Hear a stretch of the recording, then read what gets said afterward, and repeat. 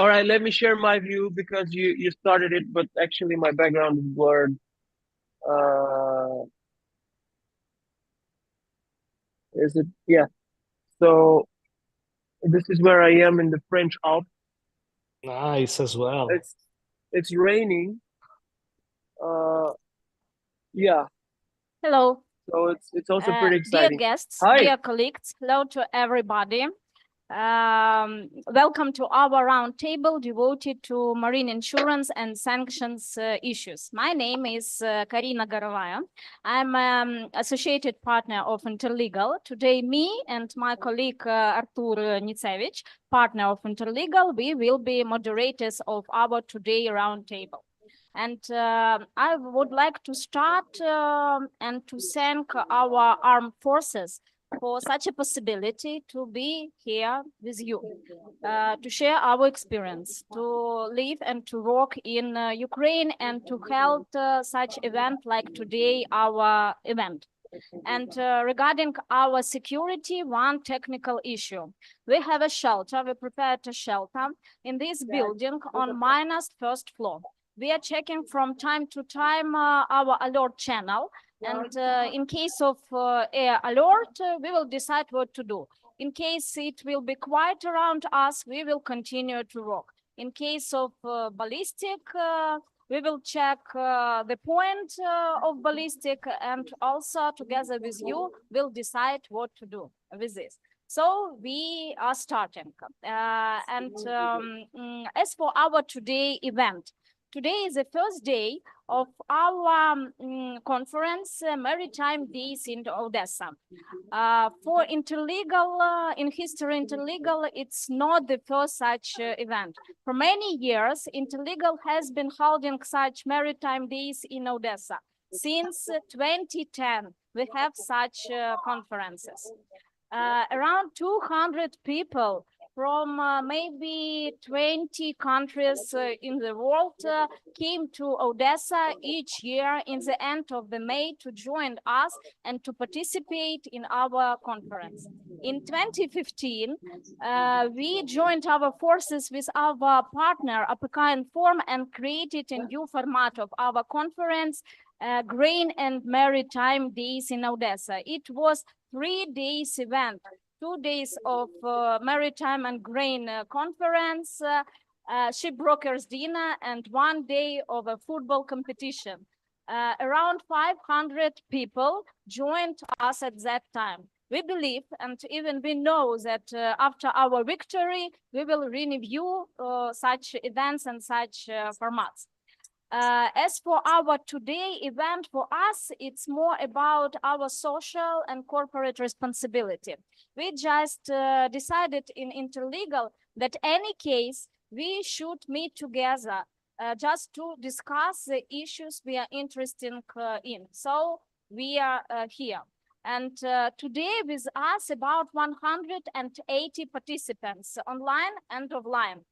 And I would like to thank our partners, our media partners, our speakers, our experts for their efforts, for their help in organizing such a conference. So we may start, and I would like to start from introduction of Interlegal, just several words about who we are. It's simple. We are lawyers. About 30 years, we assist our clients to resolve their tasks, their issues in the sphere of transport, shipping, international trade, corporate, and yachting. We are international law firm. Except Odessa and the main office in Ukraine, we have offices through all Black Sea region in such countries as Turkey, Moldova, Romania, Georgia, Bulgaria, and a year ago we opened our office in Cyprus. So we are ready. We are open to help you in these countries according to the local law. Please look your attention to the map. You see a lot of points all over the world. It's our associated offices, our friends, our partners who works in the same direction, transport, shipping, and international trade. And we and they jointly, we are ready to help you with your issues in these countries as well. Today, our task is to discuss most vital questions. No dry theory, just practice, just our real cases and live comments of our experts. Our experts, real guru in these topics, join together, meet together just to share their experience. And we are really appreciate for this. Let me introduce our today's speakers and experts. Yavor Velchev, founder of Ship Possible Ltd, Bulgarian company specialized in shipping, energy, ports, and trade, providing expert advices, contract drafting, commercial disputes, legal and insurance solutions. Guillermo Camera, partner in legal Italian law firm Camera Vernati, specialized in all areas of maritime law and marine insurance law. Mehmet Dogu, founder of Dogu Interlegal Turkey, our real guru in our team upon insurance and collision issues. Alexander Sabuzarovs, very old friend of Interlegal, chairman of the board at Marine Services Group Latvia, a company succeeding in maritime insurance for many years. And our brave colleagues, guys who works in Ukrainian realities every day, who helps our client every day. Associate attorneys of Interlegal, Taras Dragan and Nikita Kacherba. So we are starting, and I ask all participants, please ask your questions. Those who there offline, you may join our Telegram channel. You may scan the QR code. You will see it on the board and write your questions directly there. Those who joined us online, please write your questions in Zoom chat. Depending on the time, we will decide. In case we will have enough time, we will vote these questions and we will ask our experts to comment them. In case lack of time, we will revert with the answers in Telegram channel or by... So we are starting, and I invite our first speaker, Yavor Velchev.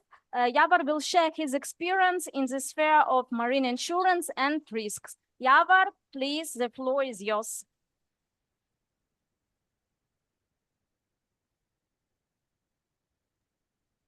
You're on mute, Yavor.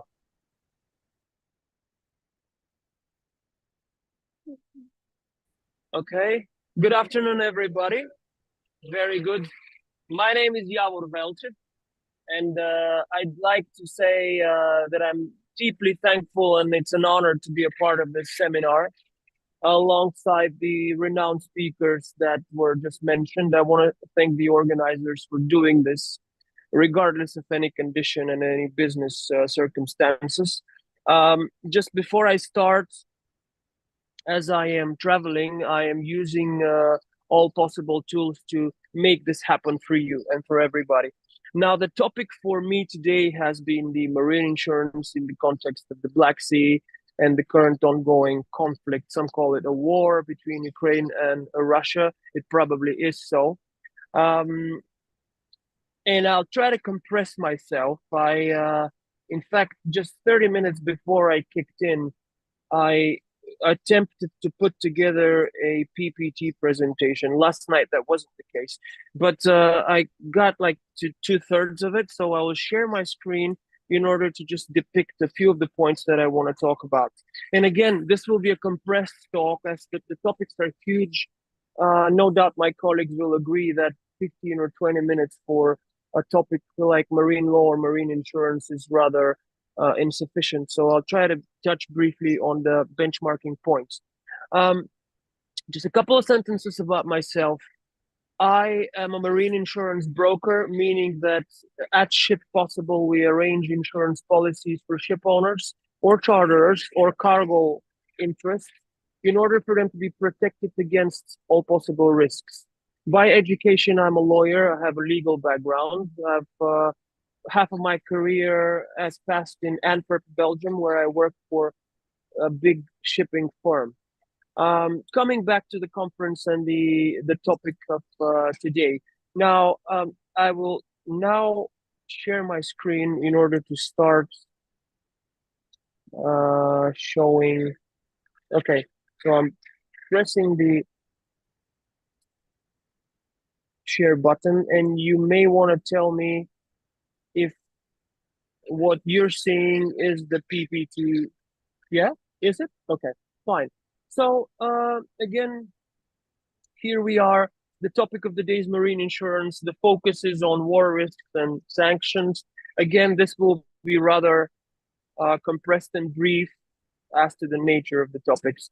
The main area of issues that I will cover will be a bit of a background of these phenomenons, the types of the war covers that exist, a bit of touching on H&M. H&M is abbreviated for hull and machinery. A bit of touching on P&I. P&I is abbreviated for protection and indemnity. A bit of PPP on the upper right side, which is a public-private partnership that's just occurred at the end of last year. A bit of mentioning about the clauses that administer the world of sanctions and war, etc.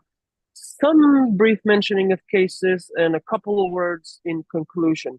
Now, going for the war risk covers. What exactly are the war risk covers, and how do we differentiate them from the point of view of ship owners being the owners of the assets of the ships? So we like to think of the war covers being either listed or non-listed, and the non-listed war covers are probably the more lax one and the much cheaper covers. First of all, because they are being sold to the insured on an annualized basis, meaning that the insured will take out an annual war cover without the knowledge of the expectation that anything in any region of the world would occur. This would possibly include occasional incidents worldwide, but none of these covers would aim at protecting the assured against any targeted region where an escalated war event would take place. In contrast to the non-listed war covers, we have the listed war covers, which are per occasion. And as we know, nowadays, there are several areas in the world where there are very escalated war events. And this is why these areas are considered to be listed areas. I'll touch upon this a little bit further on. In contrast to the non-listed, the listed war covers are not annual, meaning that they are issued or they're being taken out by the assured on case-by-case basis. Very often in the hull and machinery world, an assured would take out a listed war cover for or during the duration of a certain voyage. The war cover, the hull and machinery war cover, would traditionally be taken out by the ship owner, and I will get to explain how that operates in the relationship between the owner and the charter of a ship, where money has been paid for an underwriter to develop liability to respond to certain insurable events in a war context. Now, coming to the next slide, and again, advanced apologies because my slides will stop. They will cease at some point. That was simply because I didn't have the opportunity to finish this PowerPoint. But for whoever are interested, I'm more than happy to finish it after this talk and to distribute it to all of the members of the audience after the end of the event. So the types of the war cover can, in fact, be such that they would attach to any cover that lies in the foundation of the insurable interest. Meaning that if a client or an assured has taken out cargo cover, then if we attach the word war to the cargo, the war cover becomes war cargo cover. If the client is assured for liabilities or P&I, then he may have, in addition to his P&I, a war P&I. If the assured is protected against loss of higher risks, then his war loss of hire would respond to anything such as war within the loss of hire context.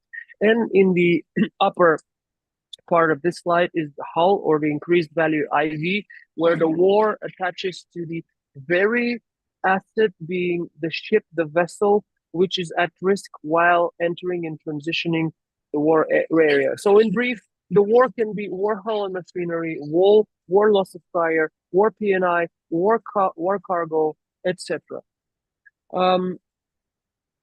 Now, speaking of listed covers, we see a lot of requirements from our clients which come to us as brokers, and they say, could you please advise us as brokers, how much does it cost for a ship to transit an area which includes Russian waters, or to transit or to call a port within Libya, or to discharge at Lebanon, or to go to Israel for a day? And then we, based on our partnerships within Lloyd's, call up our friends and I say, listen, give us the fresh prices of what it costs for a ship to call Israel and to come back.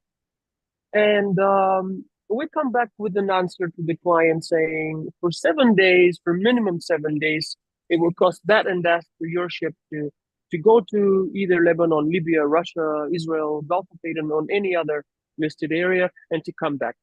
And usually that rate or price is expressed as a tarification calculated on the hull value of the ship. And then sometimes we have situations where the client says, but hold on, we just want to actually stay in territorial waters. We don't even want to engage in cargo operations. We don't want to discharge or load. We don't want to deal with customs. We don't want to deal with port authorities. We want to stay at the roads, be quiet and leave. We want to wait for instructions if we're a charter. Or it'll take us maybe 3.5 days to do the business because we have a small ship, load and load, and leave. Why should we pay for 7 days? And then the typical answer is the war covers are issued with the minimum 7 days. That's the customary position, regardless of how long you're staying and regardless of what you're doing, regardless of the activities you're performing within the war listed area. You may be just passing by, you may be just touching really the area from its periphery, regardless. Once you're in there, you're paying the full amount, and it doesn't matter really in what exact activities your ship is engaged. So we've seen how the war covers are divided between annual covers, which are non-listed, they're just open worldwide, and specifically listed areas, which are much, much more expensive. Just to give you a brief idea, our clients, when they take out hull and machinery insurances, usually there is a small tail to the hull cover that says war annual cover. And to give you a very brief idea, that would cost something in the region of, say, 2,000-3,000 a year, 4,000 max, but nothing more, nothing really draconian, nothing more than 3,000-4,000 a year, which is sort of peanuts compared to the rates of the real listed war prices, which I will talk about in a second. So again, annual covers, much, much, much cheaper. Case by case war covers, much, much more expensive. As a conclusion on this chapter, we move on to the Joint Work Committee, which is probably sitting at the throne of the war planet. I would doubt that none of you would have come across that name. The JWC has been in the industry for many, many years. Just a brief really overview of what this is. The Joint Work Committee consists of people in the industry that are within Lloyd's and within the International Underwriting Association. Their business, their job is to release circulars which encompass areas with very exact and specific navigational points, sometimes or sometimes not. But these areas are called listed areas, war listed areas. And when clients, when assured, want to contract their conditions with their underwriters, and that happens by virtue of signing insurance policies, which in fact are contracts. So having a policy is a contractual obligation. And when you create a contractual obligation with your underwriter, you often, if not always, undertake a warranty that you will abide to what is prescribed by the Joint Work Committee. So in a way, the Joint Work Committee dominates the administration of how your hull policies are restricted so that your ship can or cannot go to a certain war area. Okay, you see the chain. You have the Joint Work Committee, it releases circulars and it says listed areas are Russian, Lebanon, Gulf of Aden, Yemen, Sudan, etc., etc. And then the shores would read in their policy, okay, are the JWC prescriptions incorporated through a clause in my hull policies? Yes. So that's why I have to read my clause and then do everything that's prescribed there and inform my underwriters if my ships are going in the listed area. Okay. Insofar as the Joint Work Committee is responsible for issuing circulars with listed areas, the Joint Work Committee doesn't really take a business point of view. They are not a commercial entity in the sense that they will not negotiate your rates. If you're a ship owner, if you're a charter, you can't call the Joint Work Committee and says, listen, this insurance is too expensive. I want to have it at a cheaper price. That's the job of a broker. The broker being the most intermediate and the most adjacent facilitator to the client, who's responsible for negotiating the conditions, the rates, and the terms of your insurance. So you as a client can't address the Joint Work Committee directly unless it is something of educational or informative character. The broker is the one that would negotiate your rates, and the broker again is the one that would negotiate the terms, the contractual terms that would sit in your health policy, meaning that if you as a client insist on removing a clause, you would probably discuss that with your broker. The broker in turn would discuss that with your underwriter, and some amendments to the clauses will be made. So again, the Joint Work Committee is only there to release the fashion, the fashion in which the listed areas would look like. The Joint Work Committee, I'm just giving you three of the probably most topical examples that are relevant to the Russian-Ukrainian war since the official outburst, because we all know that the conflict has been ongoing for at least 5-6 years before that. But we are now concentrating on the period between the February 22 to nowadays. So as you will see from this slide, circulars number, you can follow my cursor, circulars number 028, 029, 0030 has been issued within a relatively short period of time, starting from February 22, continuing through March 22, and then April 22. The Joint Work Committee released 3 different circulars which have introduced various amendments to the listed areas. Okay, it's very rare for us to see that the Joint Work Committee has taken such an intense role into amending the areas within a calendar year. Now, in the first amendment, or 028, we've seen the first time where the Joint Work Committee restricted European waters, the first time for the 21st century. I mean, we haven't seen this before. Now, in the Second Amendment, or Circular 29, some more elaborate notices within European waters were made. In the last one, the Joint Work Committee was rather laconic, as it said Russia, point. And that included territorial waters of Russia whatsoever.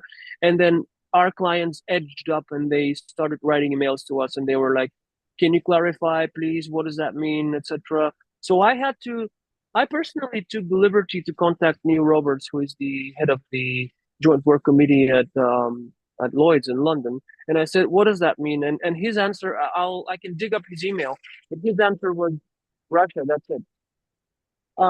So that illustrates, that depicts the way this looks for the industry and for the clients, and how how intense can this be sometimes within times of war.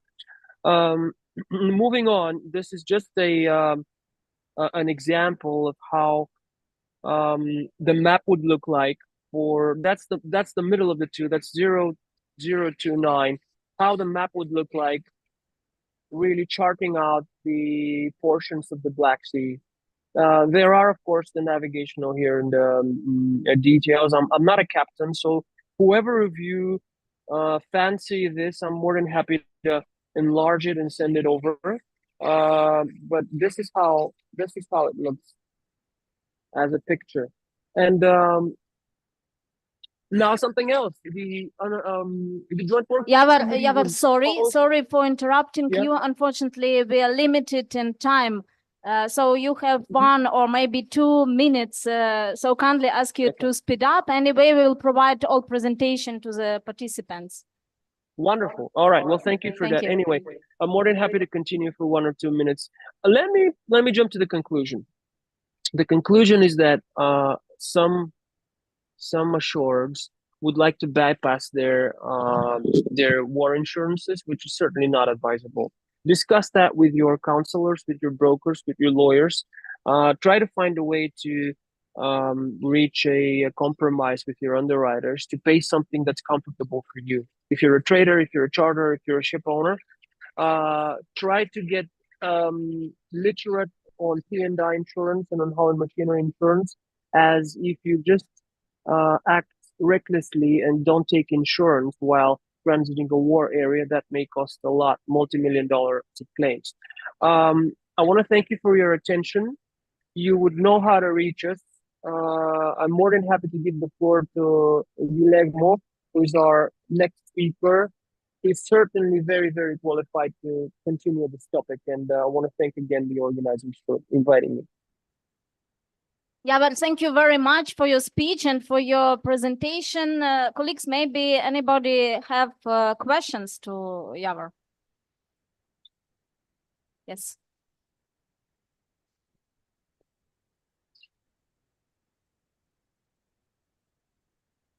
Yavor, this is Arthur. I have a question. As far as I know, some ship owners do not take any insurance at all, estimating the risks in the Black Sea. Do you know such practice? And Yes. What consequences are we going to face? All right. Thank you very much, Arthur. That's a really good question. It's a very practical question. Look, we all know how much a ship costs. Okay. You take a mid-sized ship, it's what, about 15 million, 10 to 15 million, relatively old, not brand new. If we are following news, if we're following the events, we see that the attacks are real, and we see that it's not only a matter of breaking the hull. It's not only a matter of the ship being stuck there for a few months. It's also about the safety of the crew.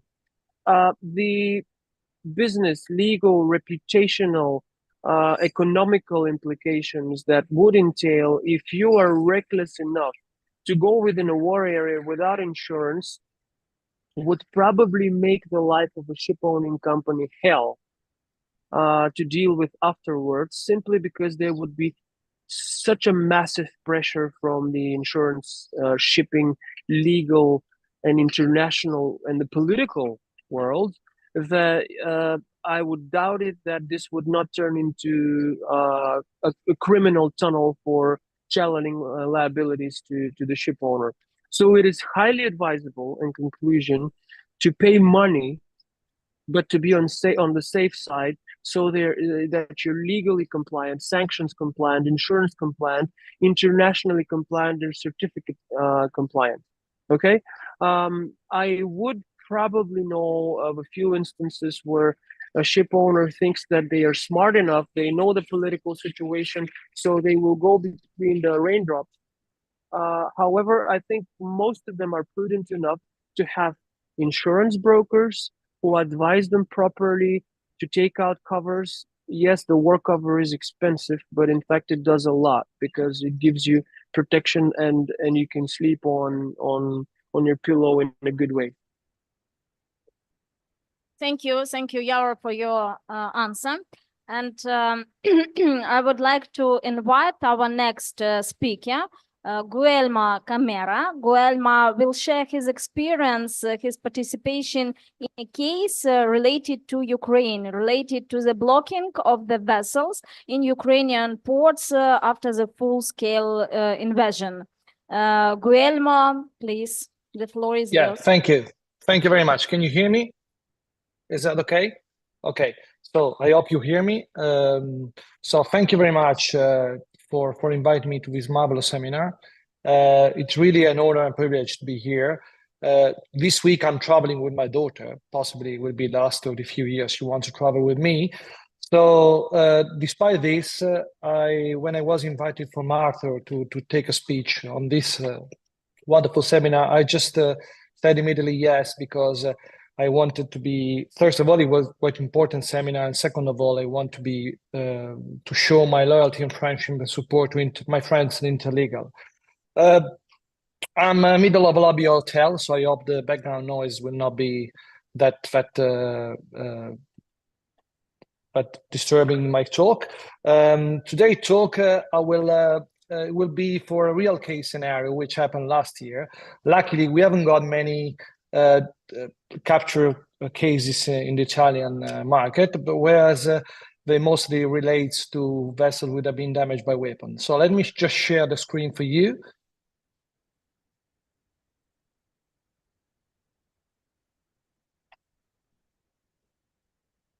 Okay, I hope you can see my screen.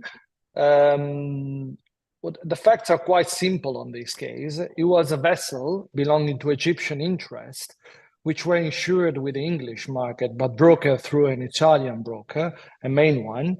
It was a vessel arriving in Kherson forgive me if my pronunciation is not so correct, but it arrived on the 20th of February 2022, and it was supposed to start loading the day after. Unfortunately, on the 24th, the war broke out.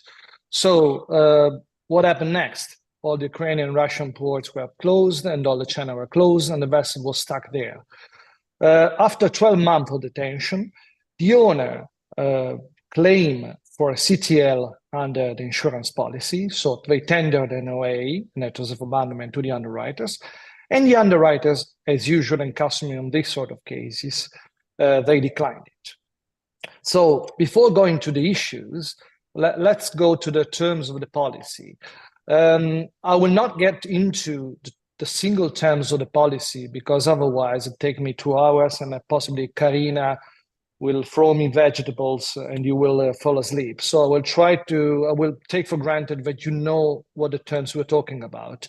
But the basic warrant strike clauses 1983, so a plain situation, plus other clauses incorporated, among which the London blocking and trapping clause. What is the London blocking and trapping clause? Is the one that you read in my slide.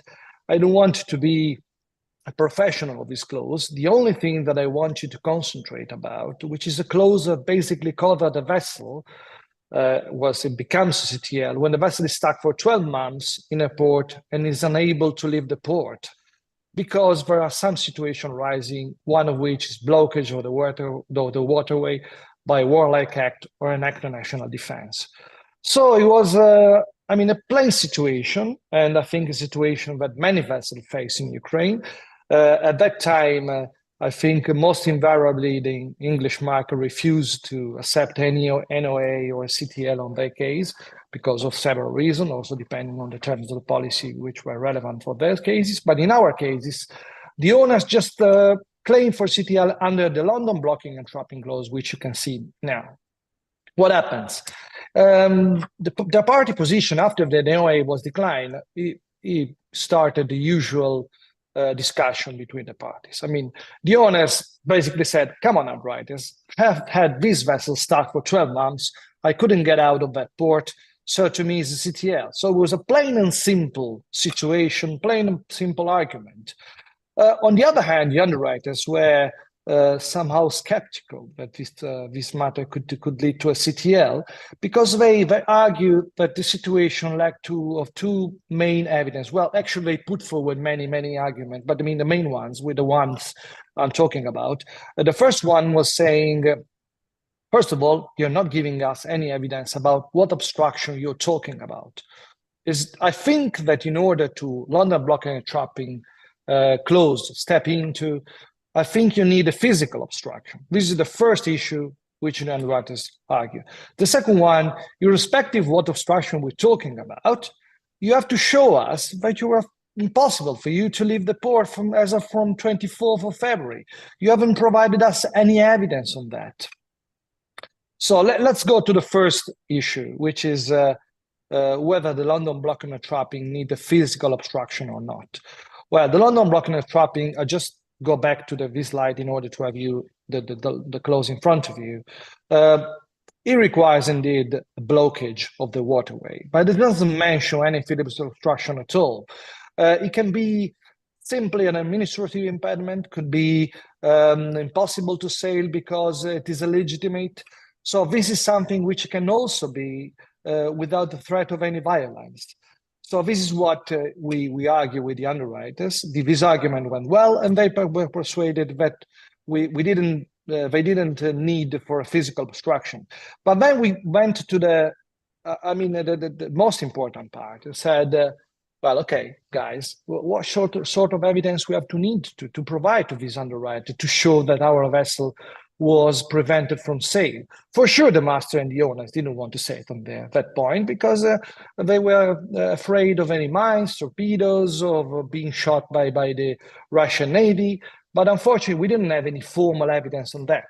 And this is where myself, which was instructed on this position, suggested to instruct an Ukrainian lawyer to find some evidence on that. And I must tell you that the Ukrainian lawyer was magnificent, marvelous in this, because they basically dig into the administrative matters, dig into get in contact with the local authorities. They basically show two things.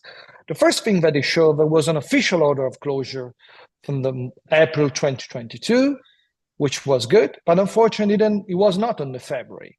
So the Ukrainian lawyer told me, don't worry, Guglielmo, April was just a confirmation of a situation which already occurred since the breakout of the war.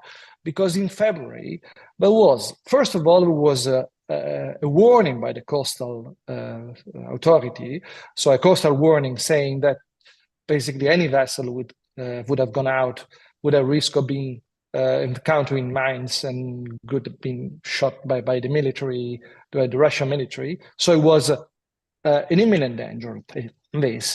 But apart from that, there was also no permission by the harbor master. So the harbor master, if he was asked to sail, he was not given any permission at all. So this one was very successful in key arguments, which were presented to the underwriters. I mean, unfortunately, in our case, our Egyptian owner was not that smart to ask the harbor master to sail. Just take for granted that he wouldn't have received any possibility to sail, but didn't ask for a precise and made a formal application to leave the port.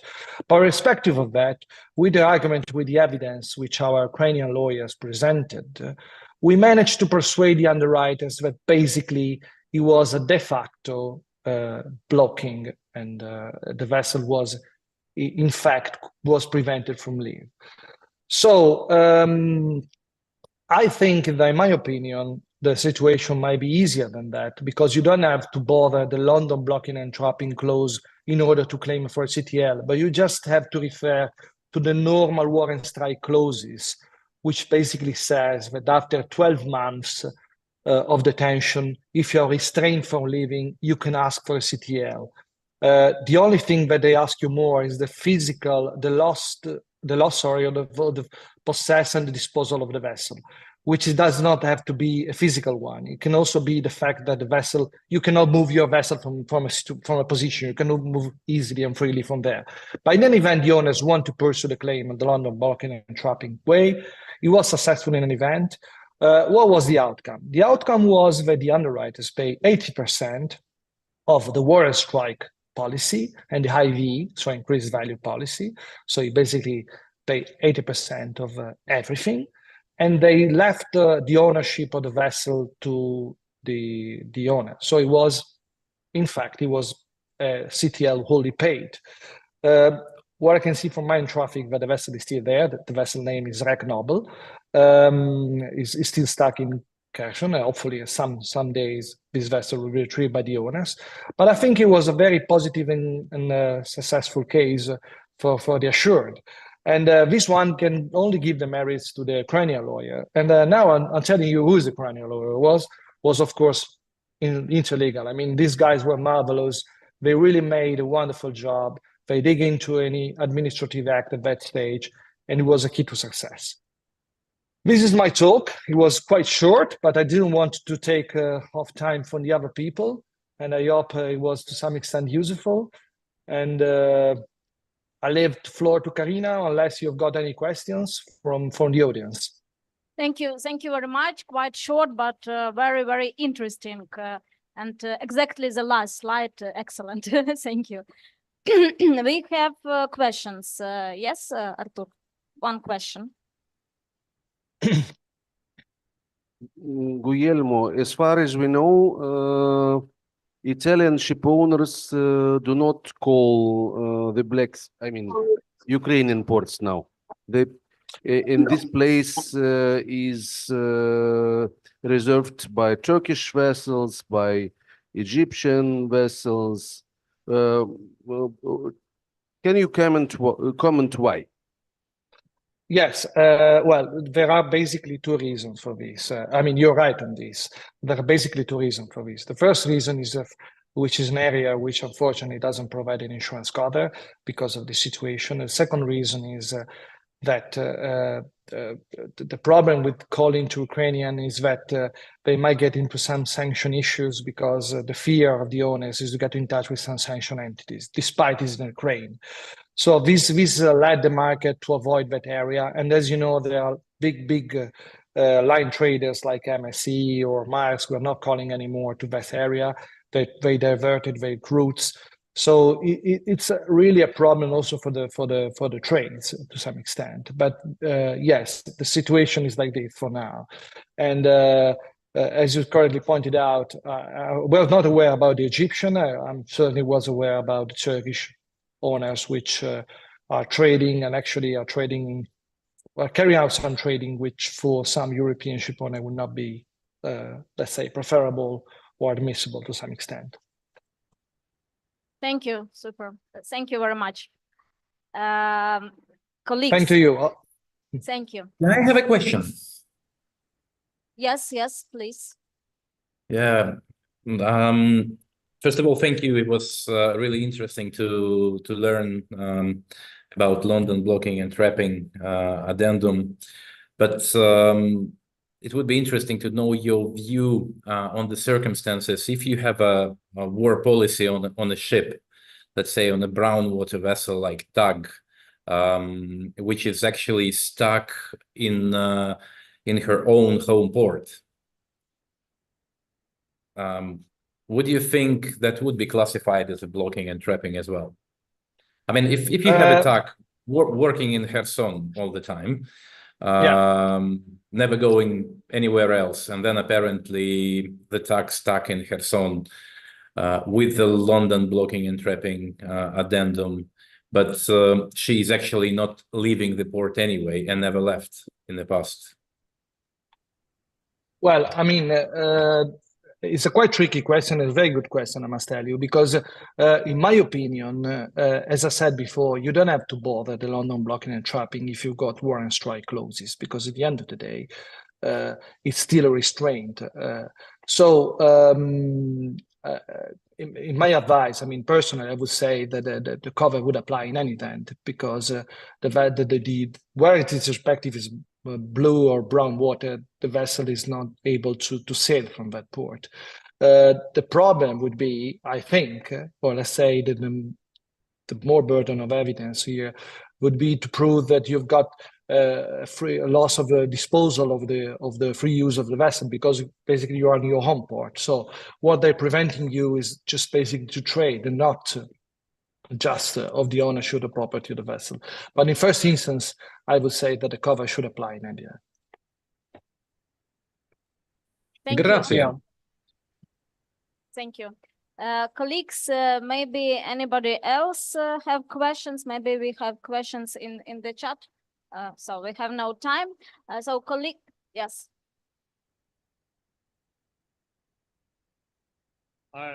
Sorry, just one, I'd like to ask for clarification regarding the outcome. Didn't didn't hear clearly.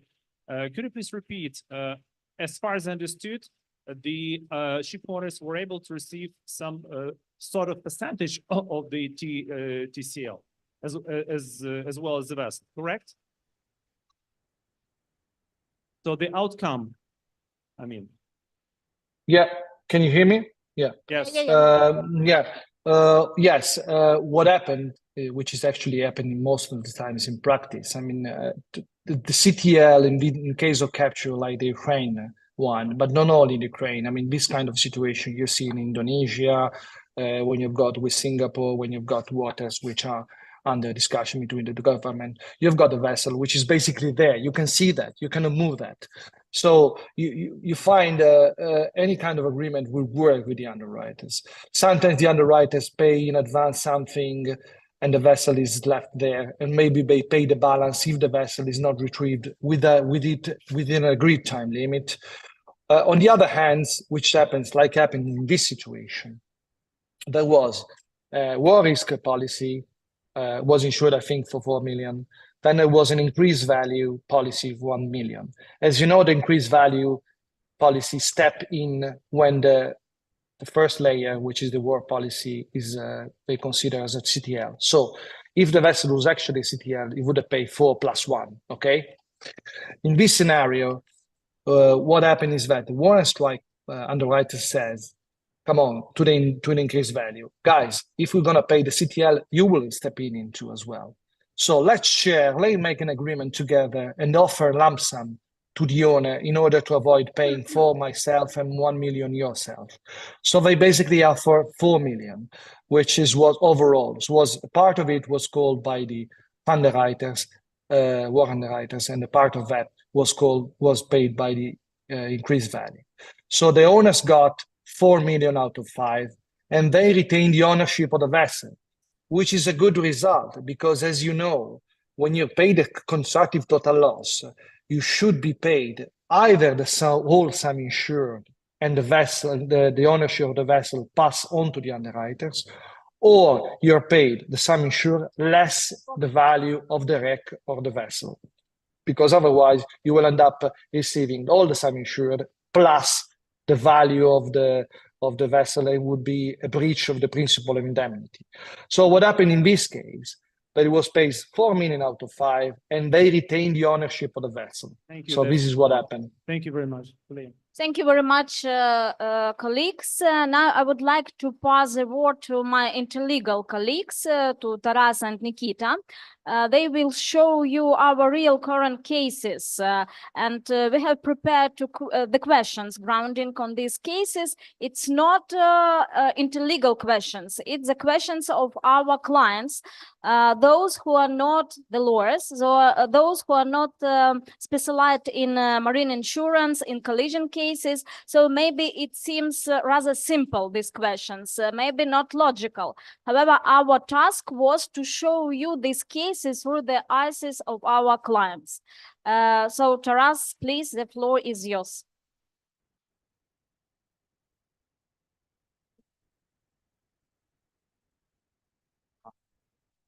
We'll start.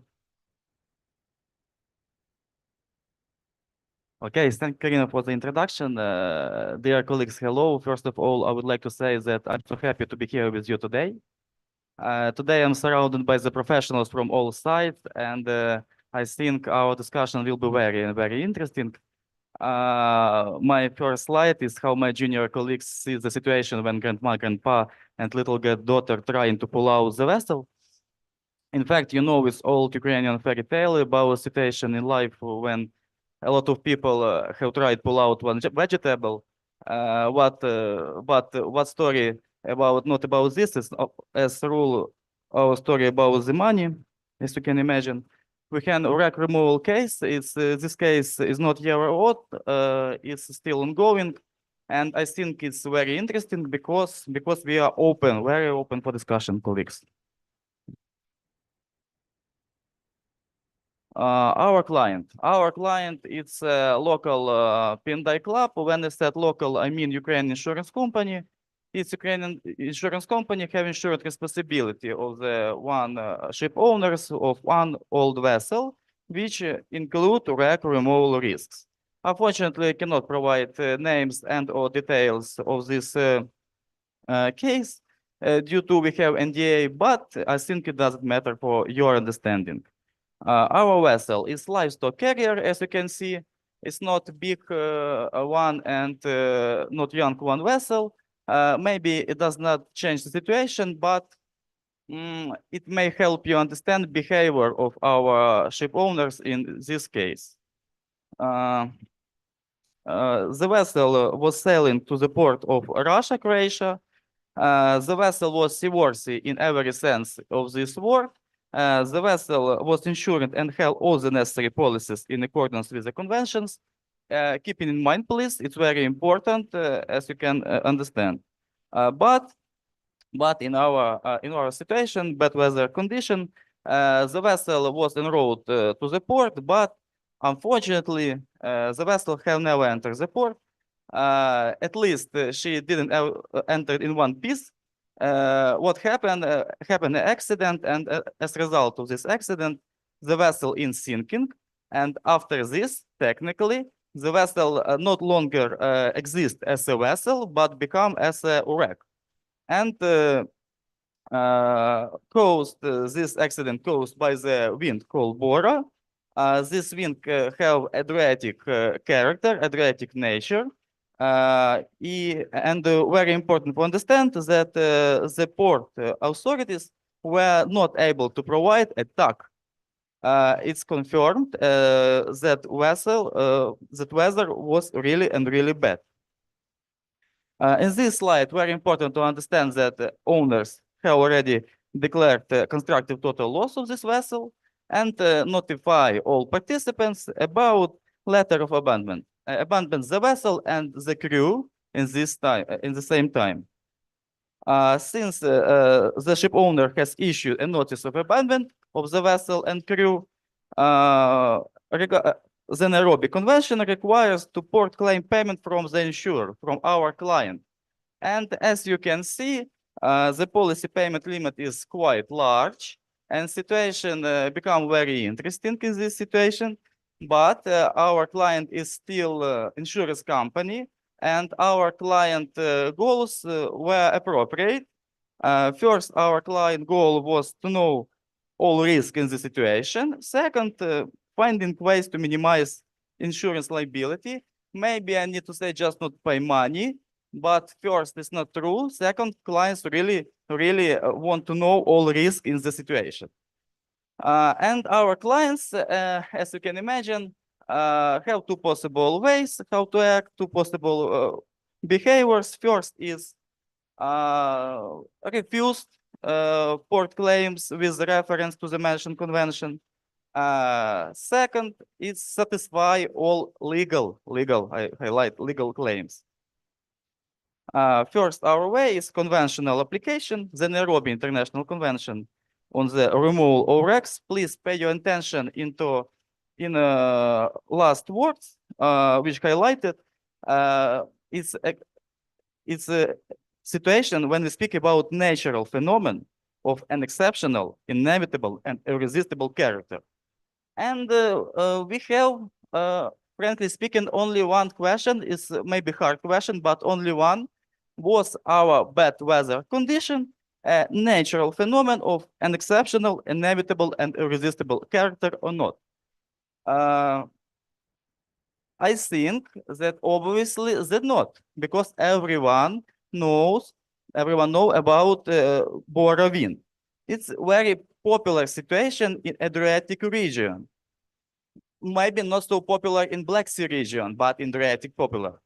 But the weather in this region can be different in even in 10 meters. And I think we think and client agree with us that high probability that in this situation the vessel was caught in local storm or something like this. And in this situation we have a chance, because in this situation this local storm can be natural phenomenon of an exceptional, inevitable, and irresistible character. Now we have a legal chance. Second way is not very interesting, I think, from legal point of view. It just agree with port demands. It's not about our case, as you can see. I already set a spoiler, and you already know the answer. We have refused to the port claims, and our clients, I think, understand how hard to collect evidence in this case, because we have to find evidence about situation in exact coordinates. But for now, we have refused port claims, and we have entered into long, hard, and I think very interesting discussion and conversation with port.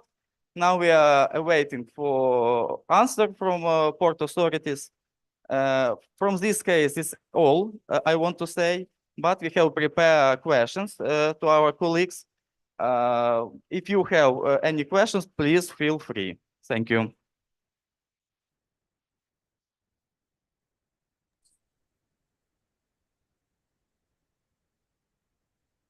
Taras, thank you. This is a question on the desk, and we ask colleagues to comment them. Mehmet, Yavor, Guelmo. Taras, please sound the question. Well, many thanks, Karina. I will chip in with a few words before my esteemed colleagues also take the floor. Just a couple of words from a P&I perspective. Again, as we mentioned, we are pretty strong in P&I as insurance brokers. And the audience might be aware and should be aware that when it comes to abandonment, and this is indeed a very interesting case, because Taras mentioned in the middle of the case that not only the ship, but the crew were abandoned. Now, that's a very specific story. And we should all know that the P&I clubs have collectively agreed to issue, first of all, something called blue cards, and secondly, MLC certificates, or Marine Labor Convention certificates. Now, the purpose of these MLC certificates is to respond to situations where the crew has been abandoned. So in a way, the clubs have guaranteed to protect the crew members in very dire situations such as abandonment. And secondly, when it comes to blue cards, the blue cards take care of wreck removals exactly. So again, in a way, the clubs appear as guarantors behind the ship owners in very messy situations such as constructive total losses and wrecks. As we all know, the wrecks create and may create huge business interruptions. So again, I just wanted to pinpoint the two aspects, the MLC certificates and the blue cards, in which the P&I clubs appear as founding guarantors to support their members, their ship owners. Okay, and I'm sure Guillermo and the other colleagues will be able to elaborate on other topics in this. Yes, it's our first case when the ship owner abandoned the crew. It was very interesting for us too, because our clients do not know what we have to do in this case too. All right. Time. Shall I intervene? Is that all right? We hear you, yes. Hello? Yeah, you hear me. First question, could our client simply reject the abandonment notice and simply not accept the request from the port? And what the consequences of such action of the P&I club? Okay, I would like to start with a little bit of clarification. First of all, I would like to understand your clients are Hallen Machinery Insurers or the P&I club? No, it's the club. It's the club, I think. It's the club. Okay. So in this case, first of all, when the vessel is total loss or CTL, constructive total loss, and that has been agreed, obviously, at moment, notice of abandonment is given to the hull and machinery insurers. So from the P&I point of view, the notice of abandonment is kind of irrelative because they're not in a position to reject it. Notice of abandonment is given to the hull and machinery underwriters. The main reason is that when they pay the total loss or the constructive total loss, by law, they become the owners of the wreck. So if it is a wreck already. Yes. So when May that I happens, just open a very small bracket, and that's a wonderful point. I want to thank Mehmet for making a distinction between P&I and hull and machinery. P&I comes only for liabilities. The underwriter who is concerned with the asset is the hull and machinery underwriter. So thanks, Mehmet, for really bringing this up. all right, Yes. thank you very much. Colleagues, Thank you, absolutely Yavor. right. So yes, as Yavor also illuminated, the P&I Club is a liability insurance. It means that if you give any damage or loss or kind of such a thing to the third parties, then your P&I Club covers the issue. Usually, if it is not a limited cover, usually the wreck removal is in the P&I Club cover. So when there is a wreck, the local authorities ask the removal of the wreck from the owners. This is the usual process because mostly maybe they don't know the name or the details of the P&I Club. In this case, the ship owners pass this request to their P&I Club, and P&I Club intervenes and removes the wreck.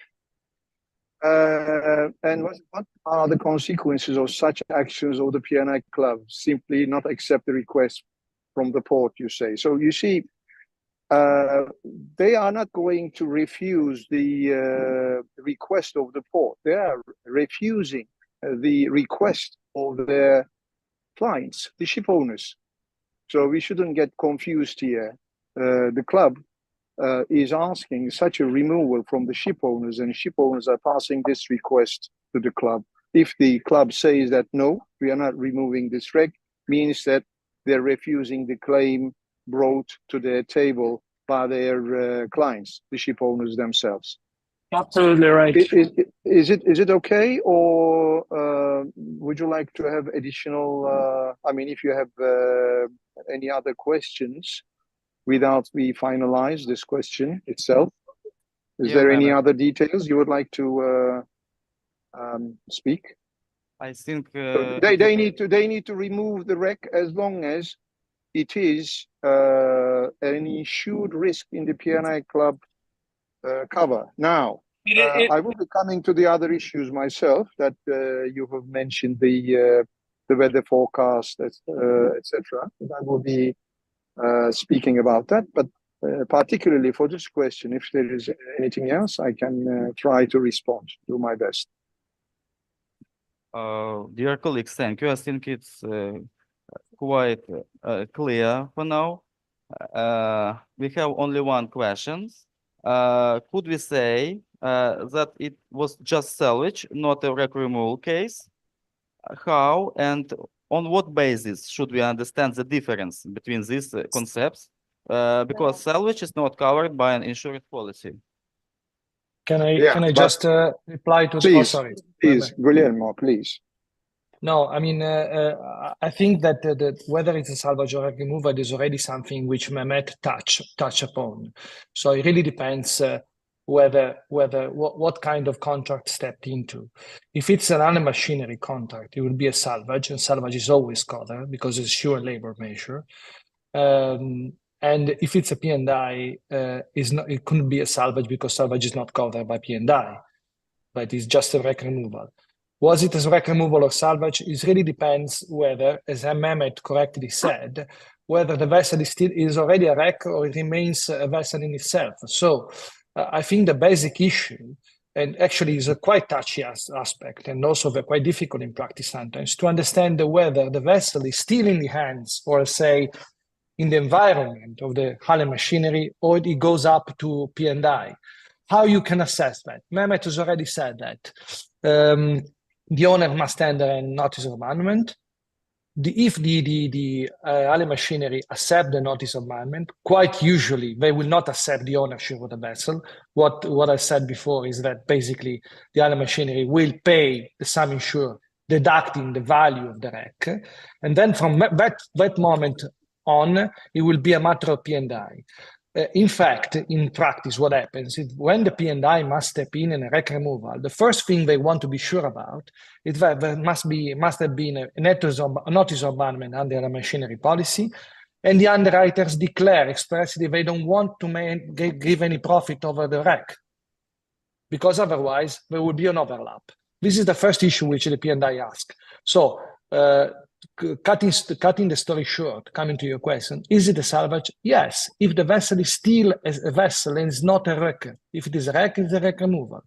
So it really depends. There are two borders moving, P&I and other machinery. So they cannot overlap themselves because both of them, they will profit with the vessel or the wreck, whether you call it, depending on what policy step in. So it cannot be both, you know? I'm not sure whether my answer was clear on this. I would like to add one detail. Thank you, Bruno. The thing is, you see, when the CTL or the total losses paid by the underwriters, as I said, they become the owner of the wreck itself by law. But then again, if it happens, they will be responsible for the removal of the wreck. So that means they are paying the total loss value of the vessel, and on top, they will be responsible for the payment of the wreck removal costs for the company who is removing the wreck. So in this case, that's why they usually reject the notice of abandonment and leave the wreck to the ship owner when the ship owner decides to go back to the P&I club for the removal of the wreck. That's covered from each side with this principle, this part. But Mehmet, may I ask you something, Mehmet? I mean, personally, I've never seen an insurance company becoming the owner of a wreck. We're paying a CTL and becoming owners. In my personal experience, have you ever seen another machinery underwriter paying a CTL and getting the ownership of the vessel? Because it would be imply a lot of business for a lot of business. I mean, a lot of worries and concern for the other machinery because they basically become owner of the vessel. Have you ever seen that? That's what I'm saying. That's what I'm saying. They don't like that. But in principle of law, I think we are doing the same continental law. When the underwriters pay the full amount, the fully insured amount, the ownership of the wreck or a car, which is subject to an accident, etc., remains with the, in principle, remains with the insurers. Now, to avoid complications, as you said, they never like that. So they always refuse the notice of abandonment. They always do that because they don't want to get involved or the wreck removal, etc. That's what I'm saying. No, Mehmet. I mean, we agree in principle. We're just a more the subrogation, the principle of subrogation. Yeah. No, yes, but my question was easier than that. Have you ever come across a situation where the other machinery, in your experience, I mean, in real life, have you ever seen a situation like this? It's just a matter of curiosity from. In this kind of situations, they always refuse the notice of abandonment for obvious reasons that I have explained and what you're saying for the same reasons. So it doesn't happen. But that discussion comes to table, especially with the seeding underwriters in Turkey, the local Turkish companies. They usually keep something like maybe 10-20% of the insured value on them and then reinsure the rest abroad on the market and so on. So that comes to the table, but the usual practice is that they reject the notice of abandonment for these reasons that I have mentioned. Not to get involved in the wreck removal. Colleagues, thank you very much. Taras, thank you for demonstration. Mehmet, Guillermo, thank you very much for your professional comments. We have one more case. Nikita, please stay with us. Our experts, please stay with us. We will have similar questions in other case. So we will need your comments as well. Thank you. Thank you, Karina. The second, colleagues.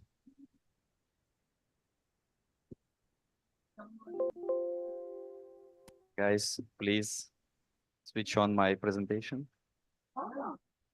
Oh, cool. Thank you. Dear participants, greetings for everyone. Thank you for being with us today. That's really cool. Following our conversation regarding the insurance, I would like to talk today about the one of the risks that insured during the sea transportations. And this risk is general average. According to the official statistics, the average number of marine incidents per year is about 2,500. So if we are talking about the whole marine traffic, this is a quite small amount of incidents, and that's really good. But if we are talking about the statistics, every voyage have potential risks to faced with general average. My aim, my goal for today, for now, to provide you with the basic understanding how the General Average Institute works. Now on the slide, you can see the definition of what is general average.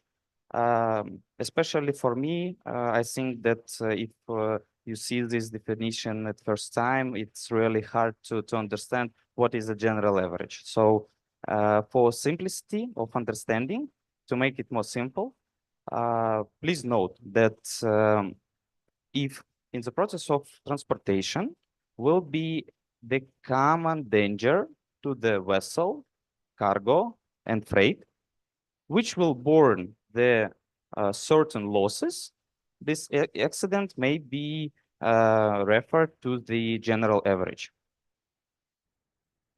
There are four mandatory things in the presence of which losses can be classified as general average. As I told you previously, the first one and the main, that the danger should be common to the vessel, cargo, and the freight.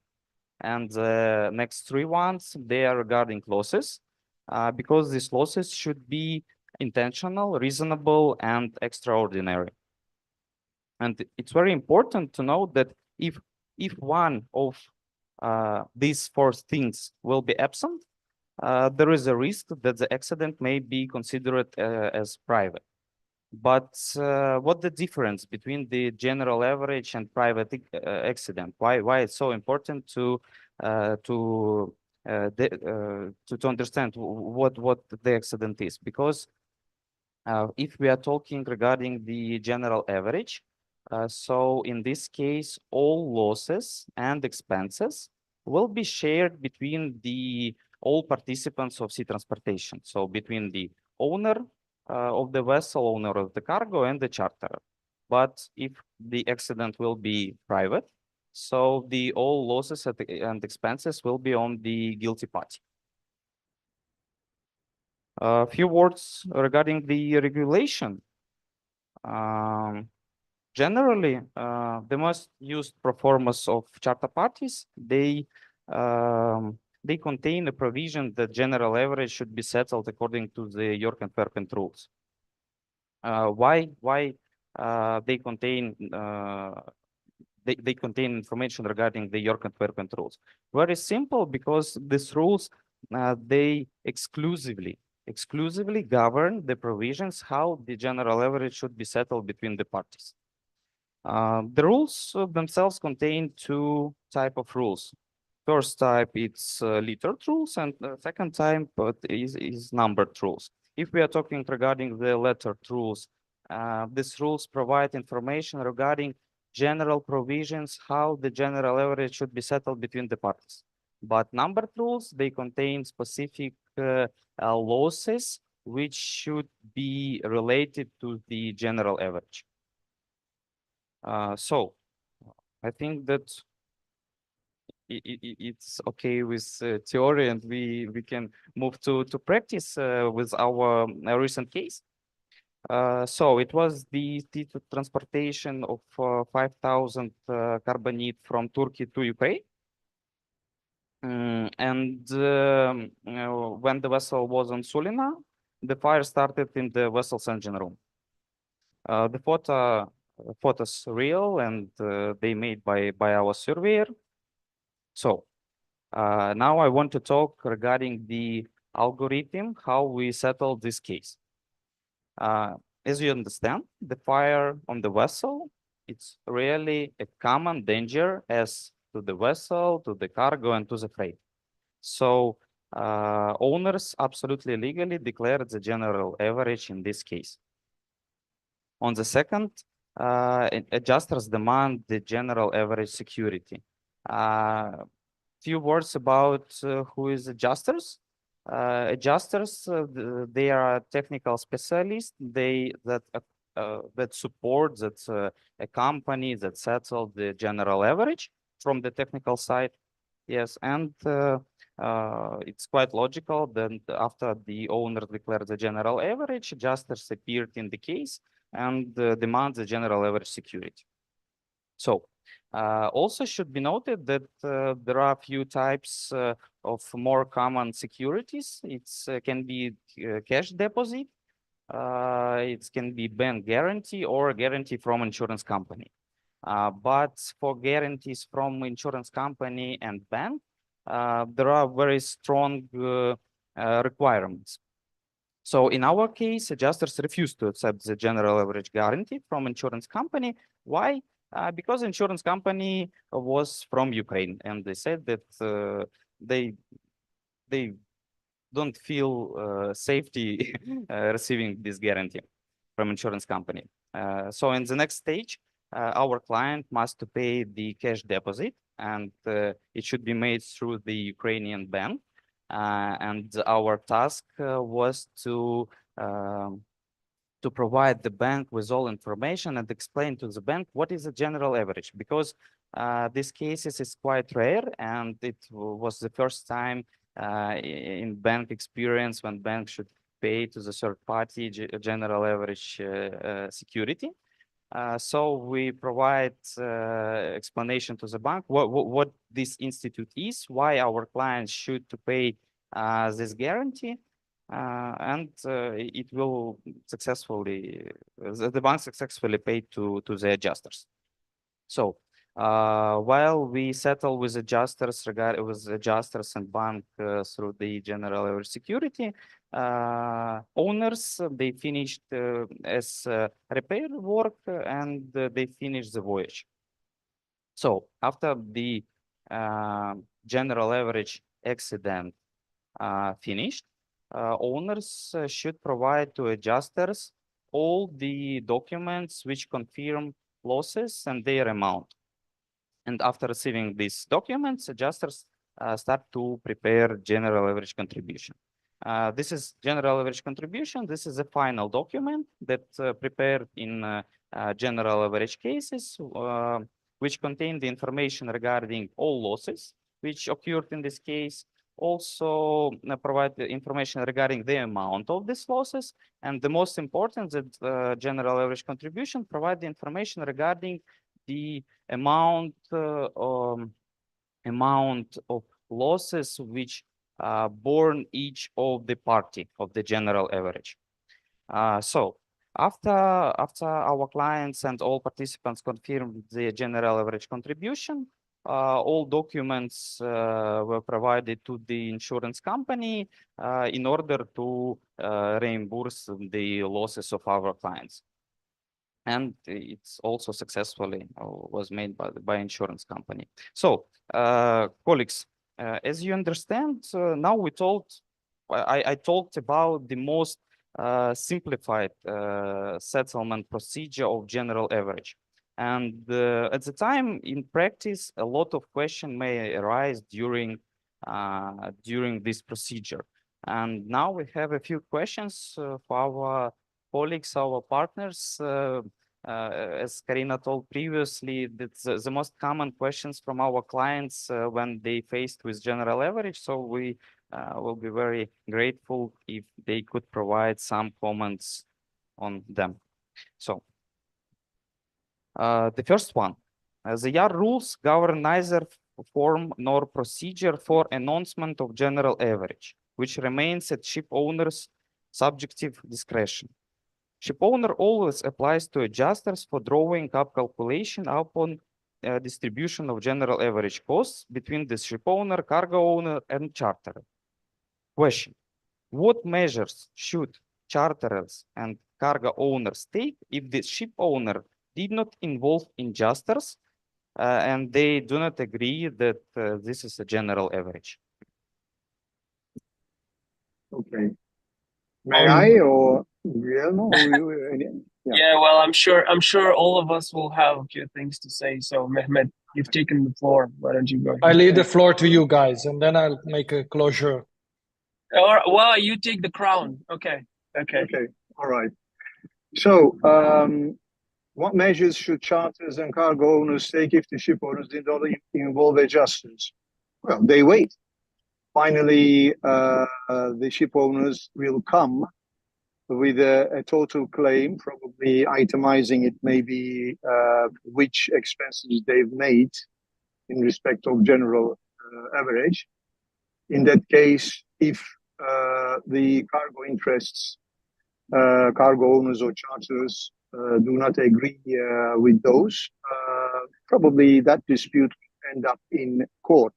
From the charter's point of view, it's a little bit more distant to get involved because although in the charter party it says that the adjustment to be prepared, let's say, for example, in London, in accordance with your cover rules, 1994, whatever,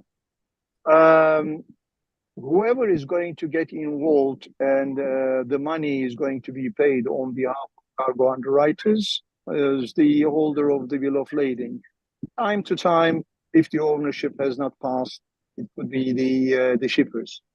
But usually, whoever is stated on the charter party as,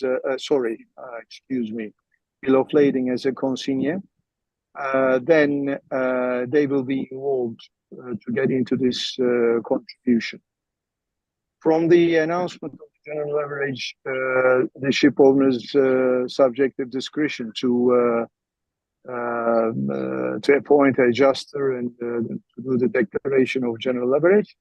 But there is no special form with that. You can do it with, you can send it to the cargo brokers saying that owners declare general average. Please inform the receivers of the cargo interest and provide us their details or something like that.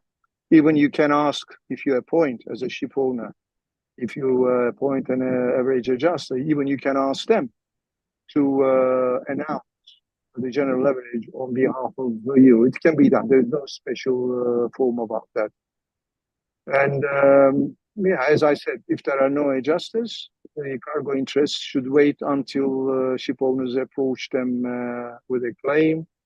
And they can, if they have an in-house claims handler, they can go through the figures. If they want to argue and dispute some items, they can. But as I said, the parties cannot agree. They end up in court under the circumstances. The time charter's involvement will be in one case. If they have the usual trip charters, voyage charters, they don't get involved. But the time charters may participate in general average if they have bunkers on board belonging to them. Usually it happens in time charters, belongs to the bunkers belongs to the time charters. So there will be kind of three parties contributing to this general average issue. I think this would be the main issues, but my colleagues, Guillermo and Yavor, are going to with bits and pieces. Yeah. Javor, I think. Yeah, okay. Right on time, because I just exited a tunnel. I'm sorry, I'm in my car, but I'd like to chip in with a few details. Does anybody hear me? We Yeah, all hear you. of Yeah. course. Yes, All right. yes. Okay. Very good. Now, first of all, I want to say that appointing an adjuster is an absolute discretion, as Mehmet said. It's not obligatory. It's not prescribed in a contract or in any statutory law. Therefore, any of the concerned parties, be it a ship owner, charter, or cargo interest, is free to appoint an adjuster or not. It's competent and literate enough, may decide, okay, that's a simple enough case. We won't appoint an adjuster because we don't want to spend money.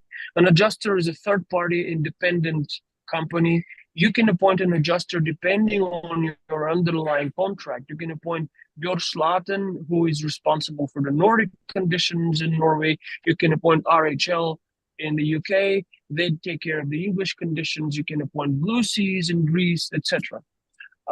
Secondly, an adjuster has more of a recommending counseling role. I'm not sure that an adjuster can officially decline a security. They can probably advise either the assured or the underwriter to decline, because an adjuster may deem the underlying security not appropriate. If it's, say, not rated security. In the insurance world, we don't say first class insurance, we say rated or non-rated. So I guess if the security on the other side or the insurers on the other side didn't look quite fancy, maybe they had a reinsurance which was strong enough, and that wasn't really looked into carefully enough. Now, there's also a thing in the insurance policies, a thing called general average absorption clauses. They could reach up to 200,000, 100,000, depending on how big the ship is and how big the fleet is. And the purpose of these clauses is to really absorb small cases so they don't disturb commercial relationship between all the parties involved, including the underwriters.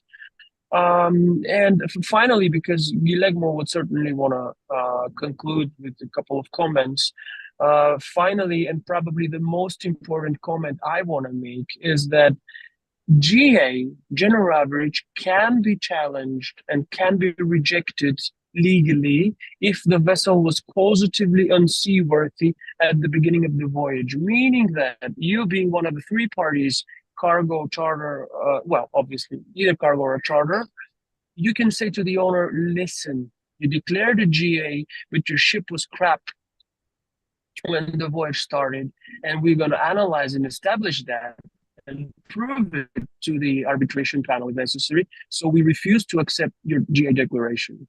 Okay? And the final point, an owner would also typically have loss of hire insurance, which would take care of the ship's delay during repair works at shipyards. So there would be a recovery venue that would comfortably come in to help the owner to recover their delays. Okay, that's my final comment. I pass the floor to Guillermo. Javor, Guillermo, before you start, I just want to add a few things to Javor's comments, if you excuse me. I wouldn't say that the cargo interests will say that we don't accept your declaration of GA, but I think they will say we are not going to pay the proportion falling on the cargo for the unseaworthiness allegation connections, because general average can be declared. Okay, yeah. But yeah, you understand what I mean? Yeah. Which boils down to pretty much challenging and the entire construction. Exactly. Yeah. Exactly. It can be declared, but then when it comes to payment, the cargo interest will say that no, we don't pay it. It was an unseaworthy vessel, and obviously they need to evidence it And But that's another again, story. again, it is ultimately the underwriting companies behind the cargo interests, behind the charters, and behind the owners that would really pull the strings within this relationship. So it's the insurers being ultimately liable to pay out the money who would really take a real position in this construction. Exactly. Okay. Guillermo. Colleagues, Yeah. thank you very much. Nikita, thank you for your presentation. Colleagues, Mehmet, Guillermo, Yavar, thank you for your comments and for such a live discussion. Alexander, maybe you may share your impression as a final comments, please.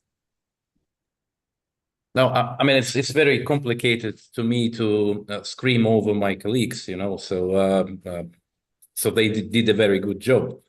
And I mean, I have answers on all the questions which you raised before, but I think we don't have enough time to go through them again. Thank you. Thank you very much. Thank you, colleagues. Thank you, our guests, for today's event. Thank you for your interest to our topic. And of course, we really appreciate our guests, our speakers for such event, for your support. Thank you very much and see you. Thank you very much. Thank you very much. Bye-bye, everybody. It was a great pleasure. Thank you very much. Appreciate it. Thank you very much. Thank you. Bye-bye. Thank you. Bye. Bye. Bye. Thank you. Have a nice day. Have a nice vacation. Bye. Everybody, And thank you. you. Bye. Colleagues, thank you very much once again. See you later.